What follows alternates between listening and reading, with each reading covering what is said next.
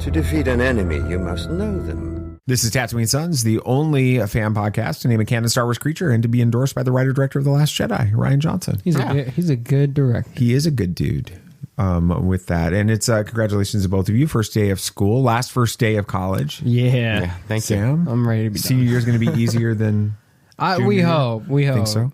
And you're starting senior year of high school, and you're doing some college class today and everything else. Yippers. So that'll be fun. And we've got a huge announcement. We do. About Kingdom Come that'll tie into this series. Today's episode is all about the artist, Alex Ross. So we're going to talk about what you can't see.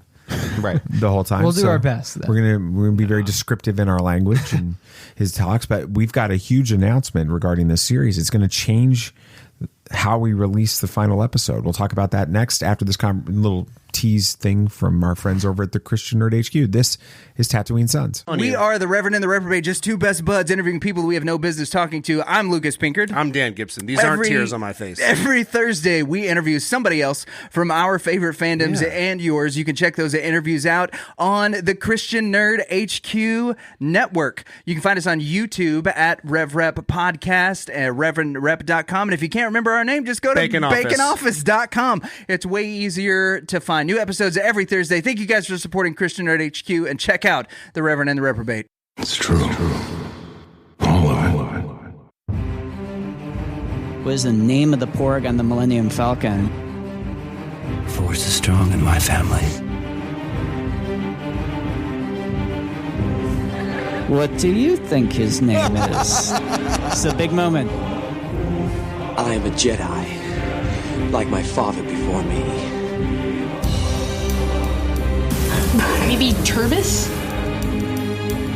Do or do not. There is no try.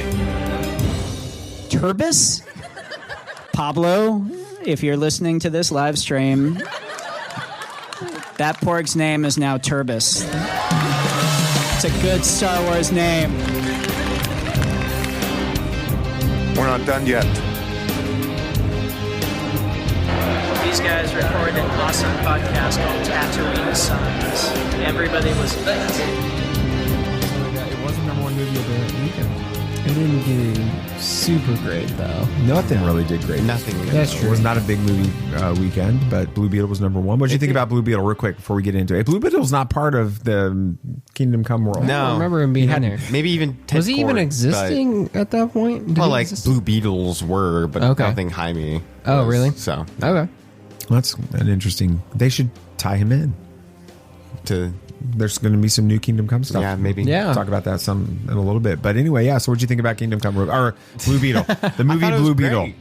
I really enjoyed it. It was a ton of fun. Reminded me of some of the beginning of the MCU type of movies. It was a ton of fun. Good deal. Great visual effects, and humor was good too. So Awesome. Sam? Yeah, I got to echo that. I thought it was exactly what I wanted it to be. It wasn't anything crazy profound or anything like that, but it was a ton of fun. It felt like those original MCU kind of origin stories, like Shang-Chi in a way. It was really good. I hope it gets some legs in the box office. Yeah. It deserves some love. Absolutely. I totally enjoyed it. Recommend you guys go see it. Well worth the price of admission.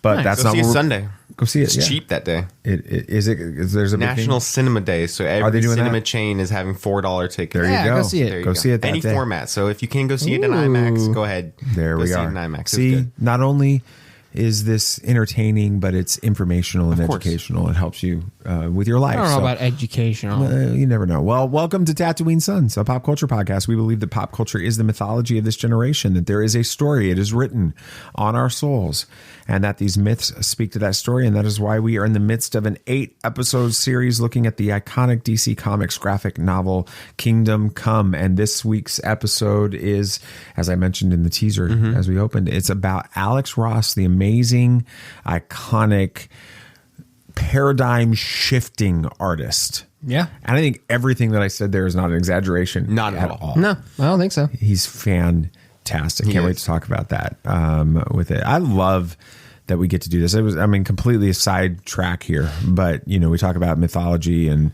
all this. I was having a conversation earlier this afternoon for work because we're recording Monday evening, right? So you're listening to this Tuesday potentially if you listen to, and thank you for listening. Yeah. Appreciate it. I know we say it every episode, but we really do mean it. For all of you that listen, especially those of you that listen the morning or the day that it releases, those are our special Tuesday downloaders. Yeah, those people. Well, no, it's actually That's really cool. It's a big deal that you make the effort to listen on Tuesday when this comes out, because for all of the stuff we don't really talk about on this show about algorithms and all of that kind of stuff, but when it comes to what tells podcast directories and apps what to promote to people, the people that listen on Tuesday have the most impact outside of ratings and reviews. And so if you're a listener, you're a regular listener on this and you listen on Tuesdays, we want you to know how much we appreciate you doing that, because it makes a huge impact on that. First day listens are huge for this. So thank you for doing that. But anyway, we're recording Monday night. Right. Right.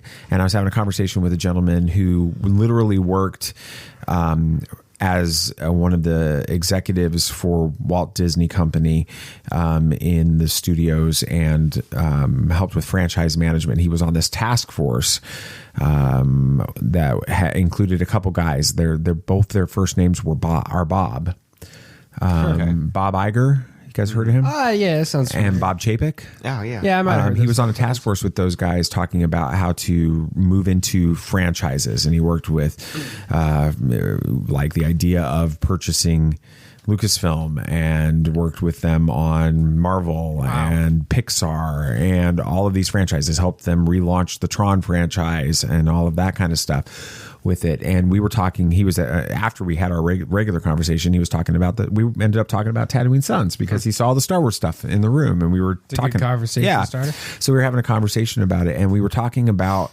how these franchises, right, these stories, and we were using Marvel as a good example, allow me as a father and you guys as sons the opportunity to have really important conversations about life through the lens of this. And I love being able to do that. We were specifically having a conversation about Falcon and Winter Soldier, and the conversations that we had about that, regarding racism, regarding nationalism, regarding refugee crises, all of that. And it was a super fun conversation. And I love the fact that we get to do that. And man, he was really, we've texted like 3-4 times since then about the podcast, and he like watched the Turbis video and all of that stuff. So it was really cool. But let's enough talking about what we are not talking about, and we're way off track. Talking about what we're going to talk about. Let's talk about what we're going to talk about. Did I do it right today? I have no clue. That was a lot of talking. It's got to be your bowl. Okay.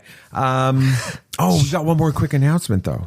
Oh, we are going to have a shift. Maybe forgot about that. Yeah. So episode 8 of this 8-episode series, we've been teasing, and if you're following us on Twitter and social media, you may have seen the little teaser video when we launched this podcast series, and it mentions that the 8th episode was going to be called The Interview, and we haven't talked about who we're interviewing.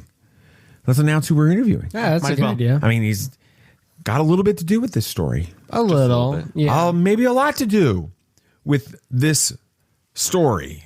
Yeah. So there were lots of people that I was reaching out to, trying to get to have a conversation about basically anybody in the comic industry. I was reaching a lot of comic book people to try to have a conversation. Wasn't sure who we were going to get. We had some good interest from different people, and we had some people that we were lining up. And I had sent one of those, let's just throw the Hail Mary dream emails and see if we could get a certain person on here to talk about Kingdom Come. And honestly, never thought twice about that email until last week, when I get a reply. I wake up and there it is. And he's like, I'd love to come on your show and talk about it, but I'm in the middle of finishing up some big projects. And so when those projects are finished, it's going to take us about another 8 weeks. And of course, we're already in week 4 now. He said, but it's going to take me about another 8 weeks to finish these projects. If we can do it after those, I'd love to talk about Kingdom Come with you.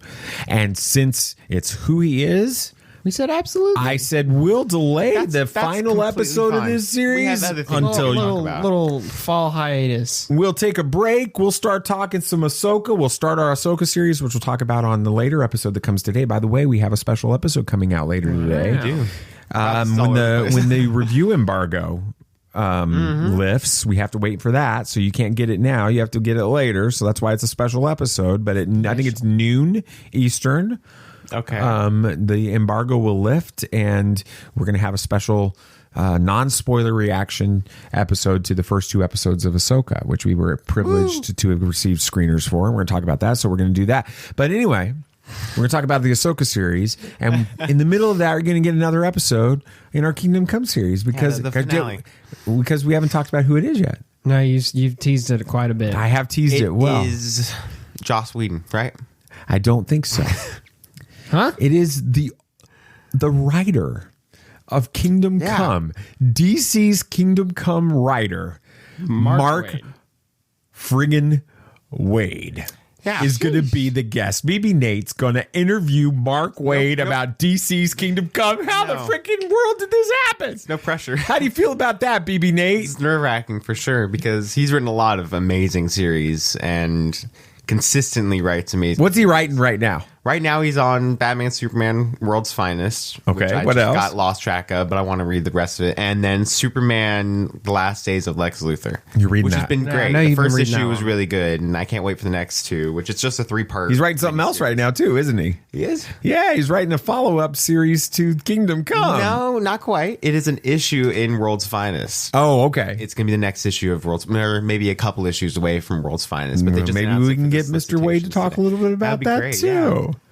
So I hope you're okay with us taking a little break in the DC's Kingdom Come series before that last episode. So we'll talk a lot about that. All right, enough talking about what we're going to talk about. Let's talk about what we're talking about. I got it right that time. Yes, for real. All right. Only 10 minutes in. Yeah. We're going to talk about the other half of Kingdom Come's amazing creative team. dynamic duo. Yes, good one. That's Batman reference right there. Oh, it was good. Yeah, I totally. Did you hear who might be recognized playing it. Batman in Brave and the Bold? That's not true. It's been a rumor. You want to know how the rumor came? Okay. A reputable DC kind of spoiler site, news site, literally just tweeted a picture of John Krasinski. Okay. That's all they did. And so they just ran with it? They just tweeted a picture of John Krasinski, and a bunch of the clickbait sites started creating articles saying that there's a rumor that he's going to be portraying Batman in Batman Brave and the Bold. There is no substance to that whatsoever. I wouldn't mind it. I know. You're doing Okay. a good job. All right, we're gonna talk about. Let's talk about Alex Ross because he deserves his whole an entire episode. He does for himself, even though we were 10 minutes into this episode and we haven't talked about him yet. All right. Let's talk about a little bit of who he is. Kind of give me some thoughts. You know, he's kind of grew up in Texas as a comic book. Did you guys see the? I don't know, Nathan, you and I talked about that. Have you seen it too? The artwork that he tweeted out last week. Tell a little bit about the one that he drew as a kid at like what 7? age? Yeah, like 7 or 9 or something like that. And then as a picture of Superman kind of descending with one knee up and that kind of thing. Right, and then the picture of him doing that, basically that same picture now with from a recent art. thing that he did. He grew up a comic book nerd and drawing comic book characters as a little kid, which I absolutely love that. Studied art at the American Academy of Art in Chicago.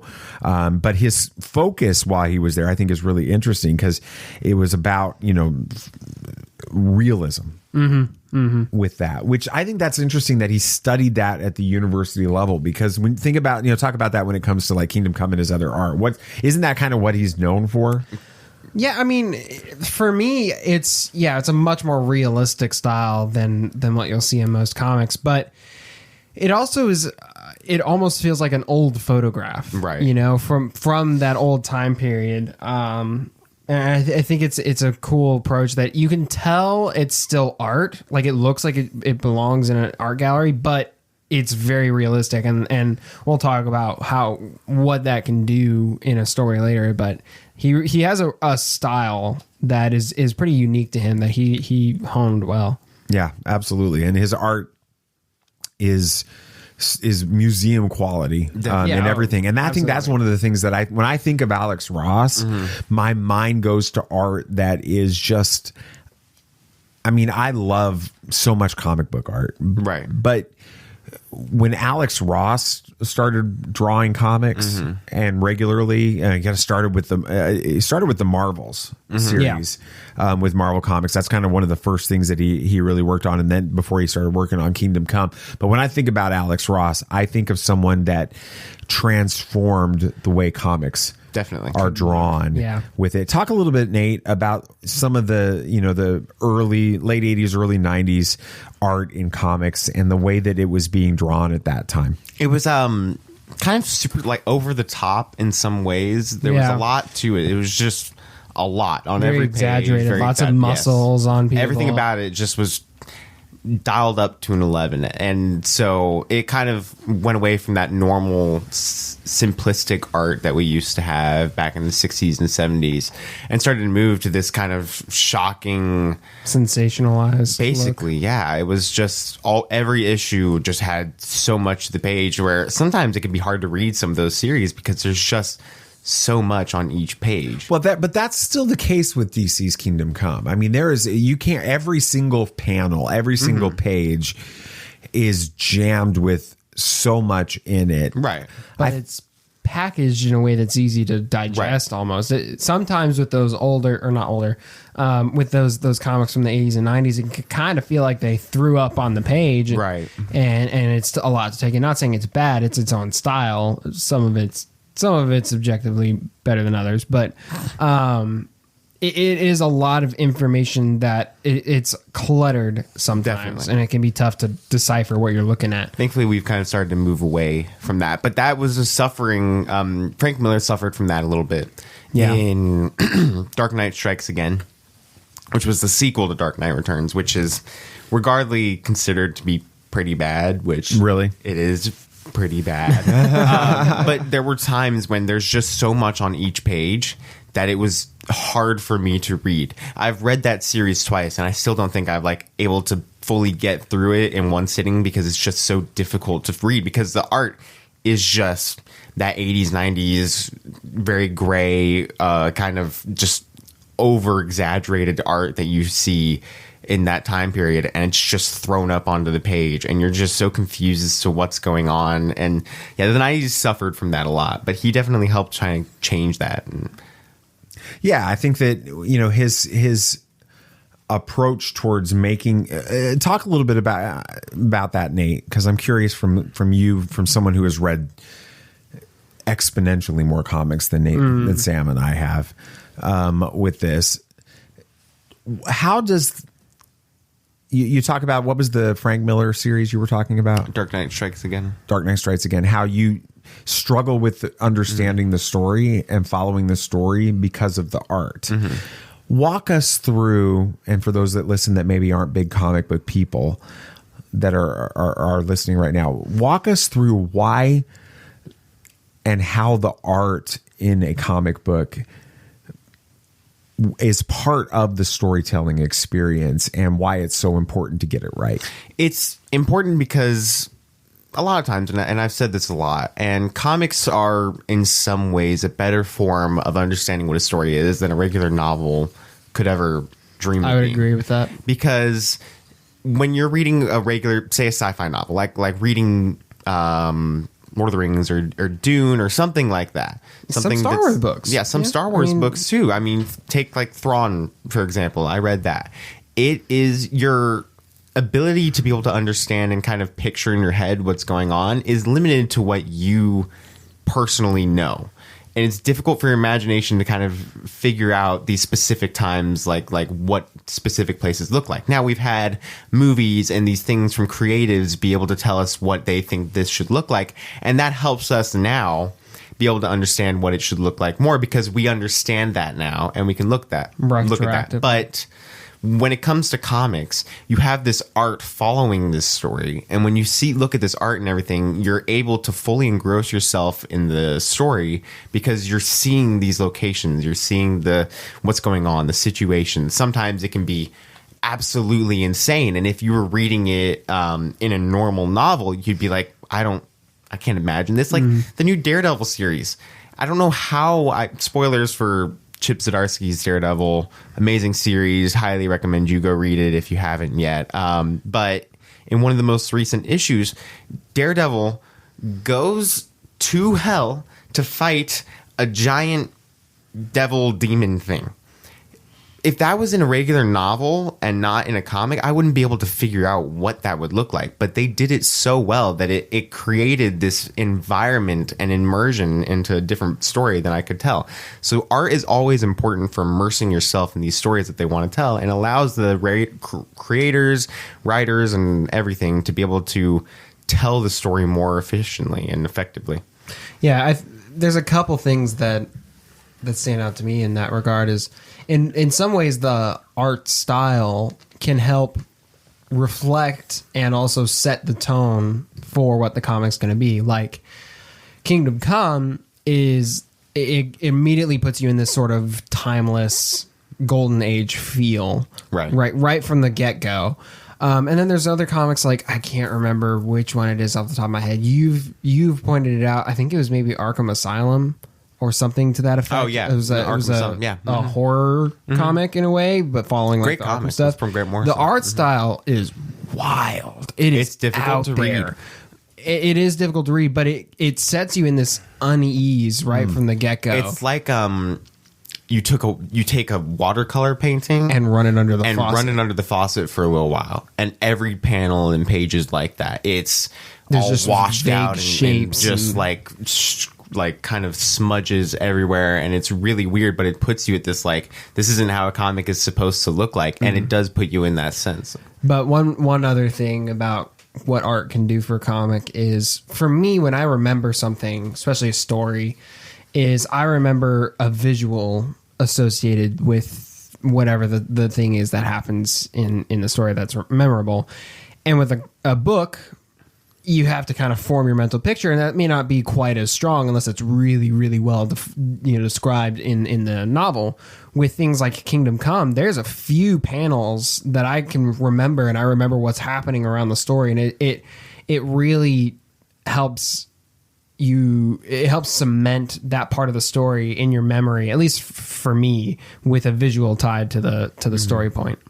Yeah, and I think it's interesting if you know a little bit of Alex Ross's background and his career path, before he really cemented himself as a comic book artist, he was someone who drew storyboards for ad agencies, for advertising, right? So if and for somebody that works in the advertising space now, I understand this a little bit more than I used to. But when you're creating a campaign or whatever you're creating, now we do it digitally, but back then it would have been, they would draw mock-ups, kind of like concept art in Star Wars. It's the storyboards that you'd see in like the behind the scenes, where they've got like an illustration of different shots in the scene. Right. And so he did that. And I think that that's an important connection to what you're talking about, Nate, because Alex Ross had to learn how to tell a story in visually that communicated something very, very clear. Right. And when it comes to marketing and branding and advertising, it has to work. It has to tell you that story, or it doesn't get that story across. It's not, you can't just blame it on its art and it's subjective. When it comes to advertising, it has to be right. And it has to be quick with it and too. So you have to be able to get a message across very, very quickly. And so, that's where he kind of got his start career-wise, and then moved in and started writing some comics, and really became cemented as a comic book artist with the Marvels, which was a very similar art style from what I've seen as Kingdom Come. All of Alex Ross is pretty much like that. With that, and that's kind of what moved him into that. We've talked a little bit about that series before on this show. What are some of the other things that Alex Ross is kind of known for when it comes to the comic book world? Some of the other projects that he's worked on. I mean, he's done which I still have to read this, and I do want to, Justice, which was a 12-issue kind of miniseries in DC, where he teamed up with Jim Kruger and Doug Braithwaite, and it really revisits kind of superheroes of the Justice League and their battles against superheroes and villains and all this stuff, and it's a great telling of just how to deal with that. I know that Lex Luthor and Superman have a really great clash in that series as well. And I do really want to read that because it's Alex Ross, and I know that it would be an amazing series with his writing, but it's a long running series from 2005 to 2007. So yeah, 12 issues for a miniseries is pretty So that must have been a bi-monthly. It was, but that's long. Type series on that. I also know that he did Shadows of the Empire in the 90s, which is a big Star Wars comic book He did series, the cover art, I think. With that. So yeah, it's was really good. And just here's a little side note. If you aren't following, if you're on X, the platform formerly known as Twitter, with that, and you're not following Alex Ross, and I'm sure he's the same on Instagram. I just never on there. With that, I follow him on Facebook too. Yeah, I know Facebook and stuff. You need to, because he's constantly posting art and different things that he's done, so amazing. And it's just every time. It's funny. I'll be scrolling, doing that doom scrolling through my feed, and one of his images will come up, and I'm like, that's Alex Ross. And I mean, you'll know as soon as you see it that it's Alex Ross, and it always evokes emotion whenever you see it. With it, and it's funny. I'll see Superman, and the first thing I look for is if it's a yellow background, a shield, or if it's a black background shield, because then I want to know what it's from. Is it from Kingdom Come? With that. Yeah, he also did the Timeless collection for Marvel, which who other would you get to do art for Marvel in a Timeless collection? But it's portraits of each superhero in Marvel in kind of just a headshot format. And I mean, it's even big enough for Disney to make a shirt out of it, which I have that shirt, but that's where those come from. Okay. It is, and it was covers, and he still does those covers every now and then for specific series. He had a line of them last year for villains and stuff throughout every single series. He had a variant cover. I have the Mandarin one for one of the Iron Man comics. Amazing. Yeah, it's so that's awesome. It's crazy.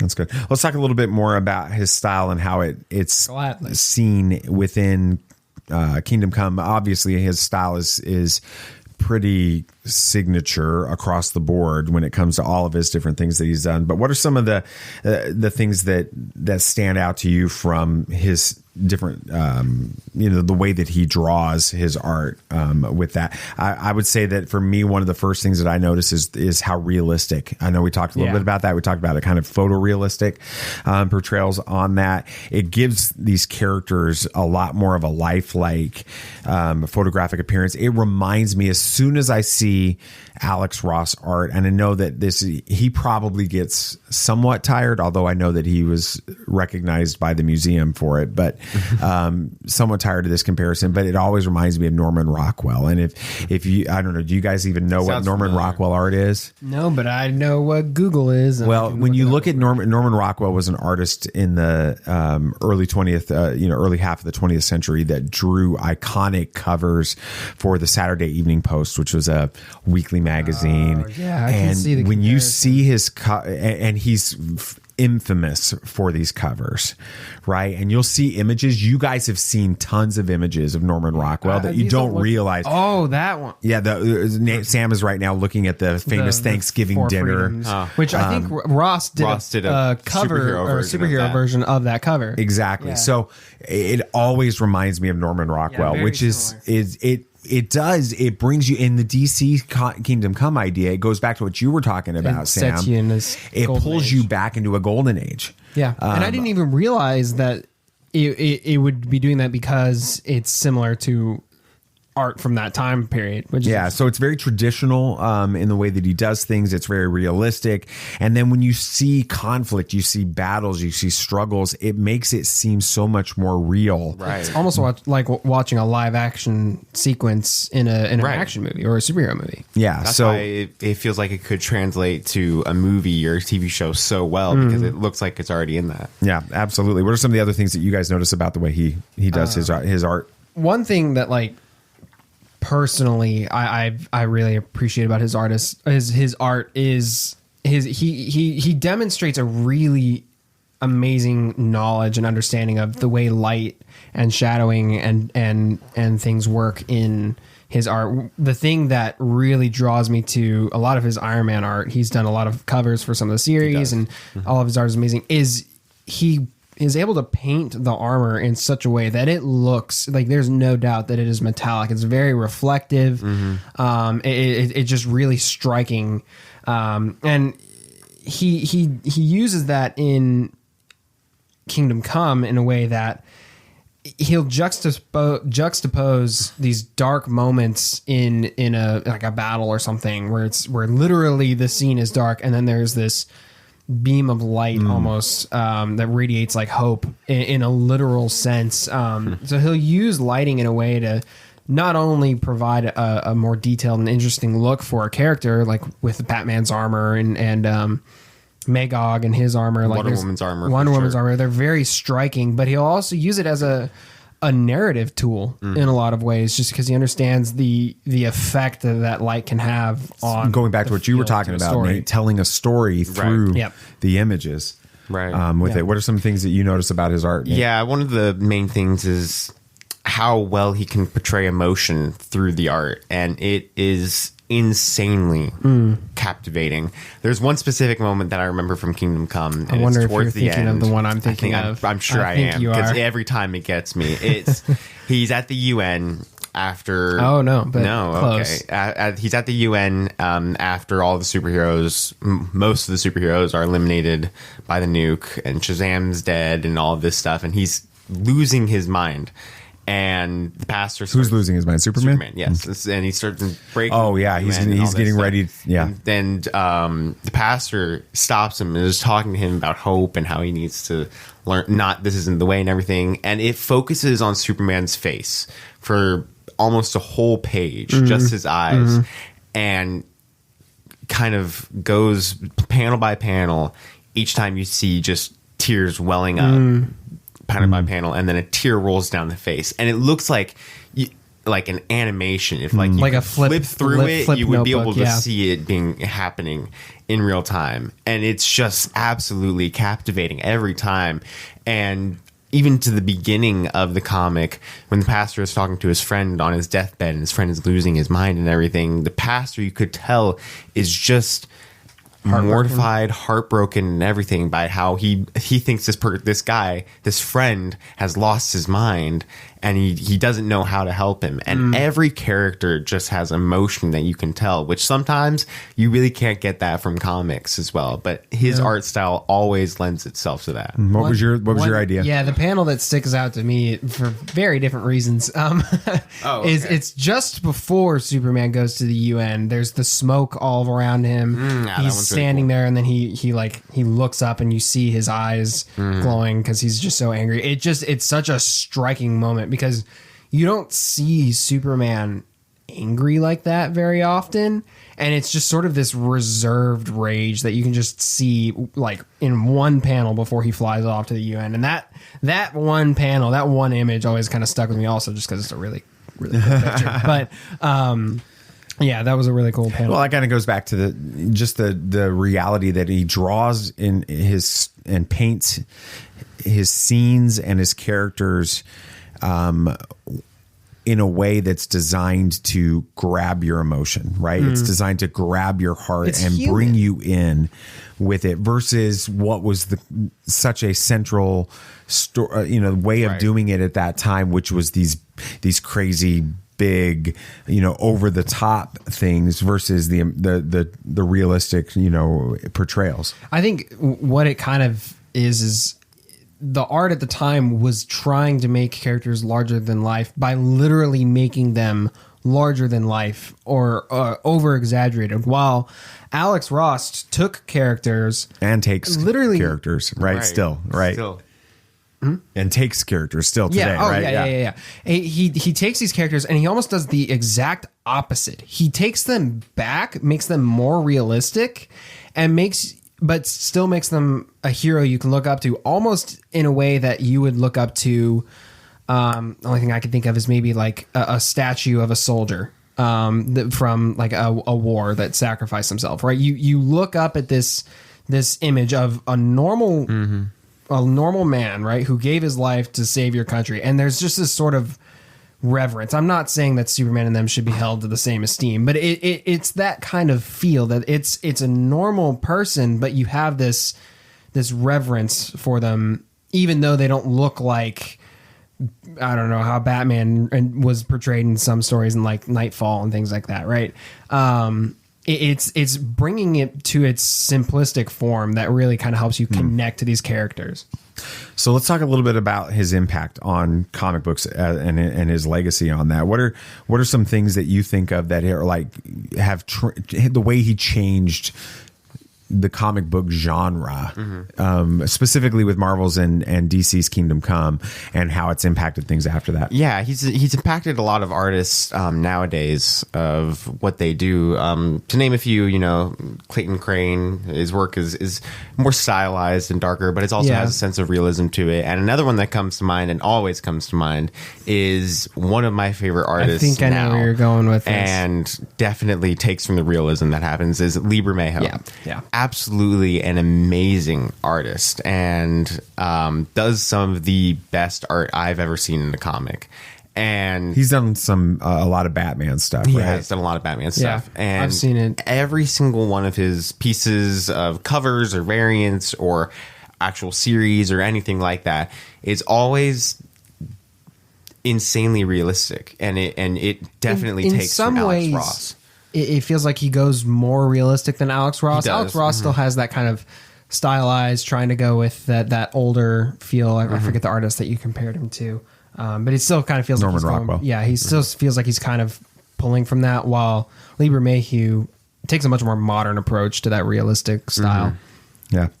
Obviously, someone that has been this impactful when it comes to the comic book genre has also influenced things outside of this. I mean, he's done album covers. He did a cover for an Anthrax heavy metal album. That's awesome. He does poster art. He did the Incredibles classic posters from the original I'll have to look at movie. See, I looked that up. I couldn't seem to find one. Maybe I was looking in the wrong spot, though. Yeah. But I can see how he would lend himself to that style very well. Well, yeah. I mean, if you think about the way that The Incredibles kind of portrays the classic superhero era. It's very similar to the way he does it. It compares to that, which he does magazine covers and everything else. A lot of stuff. Here's kind of the final question before we kind of start to wrap up the episode. My question would be, I'll start with you, Sam, and then I'll let Nathan answer it. Go back. It's 1996. DC's Kingdom Come is getting ready to come out, and it's a different artist than Alex Ross. Does this series have the impact and the longevity? Does the story carry itself without Alex Ross's art? I mean, it's almost impossible to say, but hindsight 2020. But I mean, it would have a very, very different feel. I mean, his art tells the story just as much as the narrative and text bubbles do. I mean, there's things like where, I can't remember exactly what it is, but like there's an eagle clashing with, I don't remember what the other, there's maybe a phoenix, I think. That really just like tells you that this is a impactful mythological moment in this story. This is one of those end time visions that we're seeing taking place. And I'm not saying that couldn't be done by other artists, but the kind of, for lack of a better term, flat coloring and art that was prevalent at the time wouldn't convey the heaviness to the story. I mean, this is a impactful, heavy story, and that depth and realism to the art just helps sell that point even further. Yeah. Nate, what do you think? DC's Kingdom Come, does it work, and does it have the impact that it had, or it has and continues to have, with a different artist? No, not at all. Because back then comics were dying out at this point. It was difficult for comics to kind of keep going. I mean, you had Watchmen, and that was a big deal, but that was years before this, and they started to die out again. And comic stores were a big thing at this point. They weren't selling them in gas stations or convenience stores really anymore. It was stores now. And what a big thing for comics was cool covers, because that's what grabbed people. Yeah. And Alex Ross's cover for each one of these series grabbed people, and that was a big deal for this series. And not only that, it did tell the story correctly. And every time I think about the series, and have for years, I think of this as like Kingdom Come by Alex Ross, not by Mark Waid. Even though Mark Waid did an amazing job, this feels like a kind of an you just associate Alex Ross with it's almost like an art book, a sketchbook, but with a story, right, an amazing story attached with it. It's Kingdom Come by Alex Ross is always how I thought of it, because Alex Ross did such an amazing job with this. And even then, I know it's Alex Ross created this story as much as Mark Waid did, from what they were talking about. And they worked together a lot, and they had to, because this series, there were so many moments when it was just the art on the page that had to tell the story. And without Mark Waid helping Alex Ross, and without Alex Ross helping Mark Waid create the script, it wouldn't have been the same. We wouldn't have gotten the same story remotely, I don't think. And I don't think Mark Waid would have really worked on Kingdom Come without Alex Ross. Without Alex Ross, I don't think we would have this series at all. That's amazing. It'll be fun. I'd be curious to see what Mark Waid has to say about the relationship and how they worked together on this series, because I can't think. I mean, the Watchmen series you brought up is one of those iconic moments in the history of comic books. There's other iconic moments. I mean, I go back. The death and reign of the Superman is a huge story for me. Obviously, Death in the Family, the Dark Knight, the Dark Knight Returns, exactly. Those are all big moments, but I don't know of a more transformative is the right word moment. It's a big word in the history of comics. No, this put the comic industry on a 180. At this point, and really made us understand that superheroes can be more than just an awesome story. And Watchmen helped us. Watchmen paved the way for Kingdom Come to make such an amazing story, because Watchmen told a story that we didn't think would be possible emotionally and impactful as it is in the series. Yeah. So. Well, we're going to continue to talk about DC's Kingdom Come in the next several weeks, and then it'll be a little bit of a pause, and we'll come back when we're able waiting to, for the finale of Stranger Things season 4. That's right. Yeah. We'll come back and we'll have our conversation with Mark Waid, so we'll do that.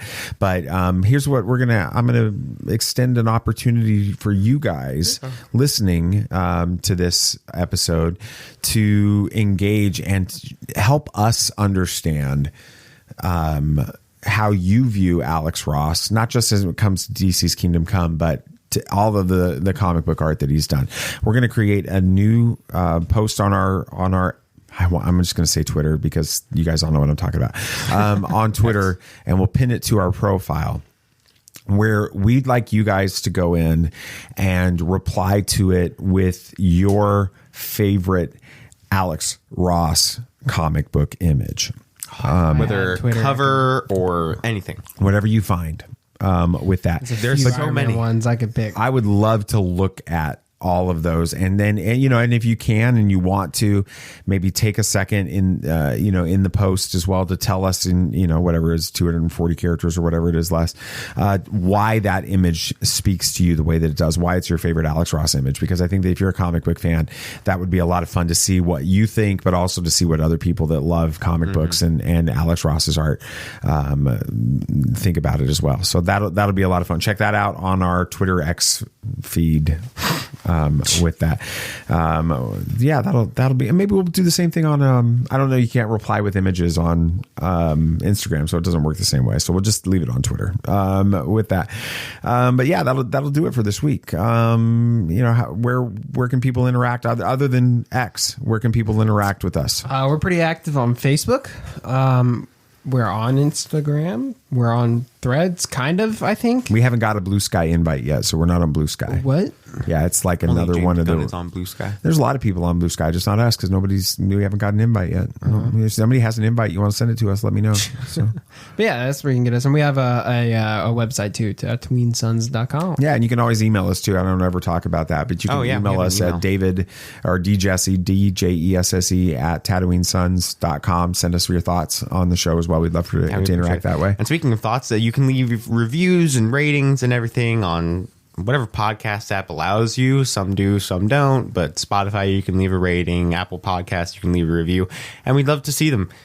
Hopefully we'll see them. Yeah, we do. We get notified. We get notified, and so we can read them and see your thoughts of how you enjoy the show. So yeah, please do that. And we really do want to know what you think about the show. So email us or give us a ratings review. Drop us a message on social media, whichever platform that you're on. We would appreciate that very much. And thank you again. I know that we said it at the beginning. We want to say it again here. Thank you for listening to Tatooine Sons. You know, we get opportunities to interview Mark Waid, and we get to have opportunities to go to different events and to receive screeners to episodes of shows that are coming out and everything else, and it's only because of you, and we know that. And so if you weren't listening to this show, if you weren't sharing this show with your circle of influence on social media and with your friends and your family and stuff, then this show wouldn't really be able to do the things that we do. And so we never forget that. We think about it all the time. I want to thank you guys for your messages. Thank you for sending all those to us. You guys are awesome to us, and we really do appreciate all that you do. Thank you for listening to us. And again, another shout out to all of those people that listen on the day that this podcast comes out every single week on Tuesdays. We appreciate that very, very much. You guys are what really makes this thing extra special for us. So, and then, if you're listening in Tuesday morning, just be ready. We got another one coming right out. Another Ahsoka episode coming out at noon Eastern. It's our review episode. Yeah. After seeing those, no spoilers. We've seen the first 2 episodes, though. We're going to be very careful in our conversation to talk at a very high level without getting into any type of spoilers with it. But we are real quick tease. Ooh. If you were to describe the first 2 episodes of Ahsoka in one word, Sam, give me your thoughts before we get out here on this episode. I don't know. That's 3. I'm going to hyphenate it to make it work. Star Wars. Okay. Oh, okay. I know why you're saying that. You can hear on the next episode that comes out a little bit later. What about you? Encouraging. For sure. I'm going to say cinematic. That's a good one. Yeah. With all that, I'm very excited about that. Can't wait for you to check out that episode here in just a few hours. That's pretty much going to do it for this week. But anything else you gentlemen would like to say? May the Force be with you. May the Force be with you. May the Force be with you always. This party's over. I like that Wookiee. Don't get technical with me.